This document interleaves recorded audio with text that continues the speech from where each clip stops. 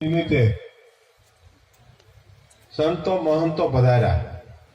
ધોળાની જગ્યાના મહંત બાબુ ભગત પણ પધાર્યા હતા. એવા બોડિયા હનુમાનના મહંત પણ આપણી વચ્ચે ઉપસ્થિત છે.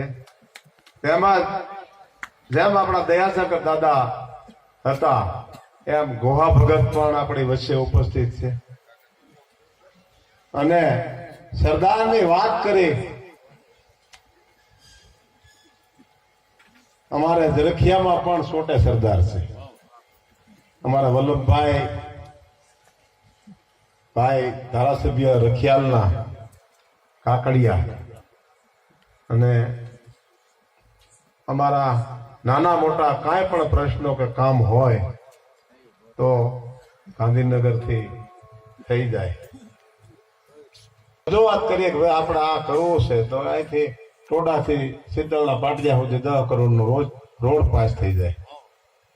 એના ભાઈ પ્રાગજીભાઈ પણ પધાર્યા છે અમદાવાદથી, વગેરે વગેરે. સુરતથી ડાયરો છે.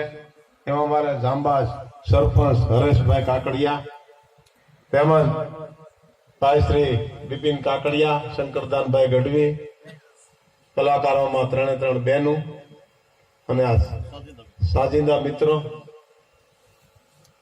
અને અમારા મહેશગીરી અડીખમ હોય હાજર સાઉન્ડ મિત્રો, એમાં બહેનો ભાઈઓ.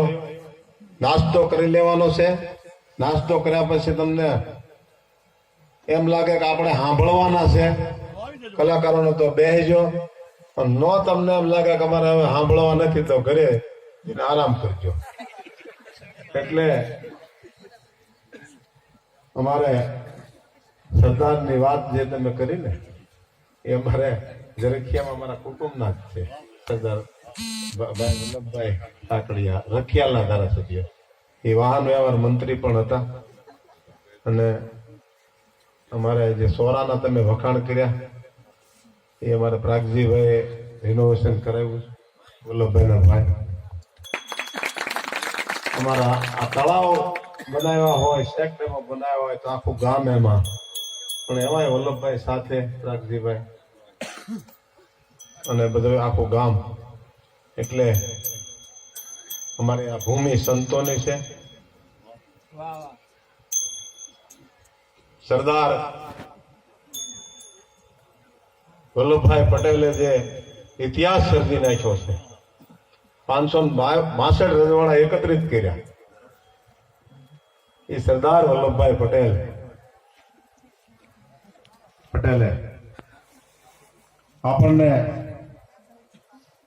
સ્વરાજ જો અપાયું હોય તો સરદાર વલ્લભભાઈ પટેલે અપાયું છે. તેવી જ રીતે અને એનો જ ઇતિહાસ હોય ને,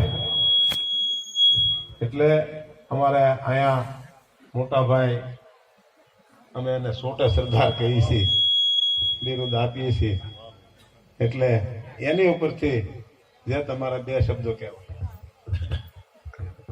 એટલે સંપત્તિ બધા રહ્યો છો એમ બધા હારે રહેજો. કારણ કે નગર સ્વાર્થી માણસો હોય છે ને પછી થોડા રસ્તા કરી લેતા હોય. જંગલની માલમાં આગ લાગેલી, ઝાડ આખું જંગલ ભડકે બોલતું હતું અને એમાં બરોબર એક ઝાડની માથે હંસલો ને હંસાડું એમ કે છે કે હંસ એ હંસલી ઉડી જાઓ, એક ઝાડથી બીજા ઝાડથી બીજા જંગલમાં વયા જાઓ. આમ તો જલત હે પંખ વીણ પણ મને તો ભગવાને પાંખો નથી આપી એટલે અમે બળી જાય છીએ, પણ તમને તો રૂડી રૂપાળી પાંખું આપી છે. હે હંસલાઓ, તમે અહીંથી ઉડી જાઓ. ઝાડ કે બહુ વિનંતી કરે છો તે જોજો. આ તો આપણી મારીને તમારી ઉપર એક આ સમાજનો એક દાખલો પૂરો પાડવા હંસને હંસલીને મોઢામાં વાચા આપીને કવિ બોલા ઝાડ ઉડાય નહીં. શું કામ કે પત્ર બિગાડે ફળ દસે તારી પોઢ્યા શીતળ સહાય. હે વૃક્ષ, તારી ચૈતર વૈશાખ નો ધોમ તાપ તપતો હોય તેદી તડકો તેજ હિલ્યો, તારી ઈ સાયડીમાં બેહીને અમે મીઠી ગોઠડીઓ કરી. પત્ર બિગાડે પાછા ફળ દસે, તારા ચરકી પાંદડા બગાડ્યા તારા પેલા પાકેલા ફળ હવે સાંઈ હવે તમ જલો અને ઓમ ઉડીએ એમાં જીવન કા ફલ નાય તમે બળી જતા હોય અને અમે ઉડી જાય ને એમાં જીવનનો કોઈથી ફળ ન હોય અને તોય ઝાડ એમ કે છે કે કોક દી રૂપાળા ઉડી જાવ એ પણ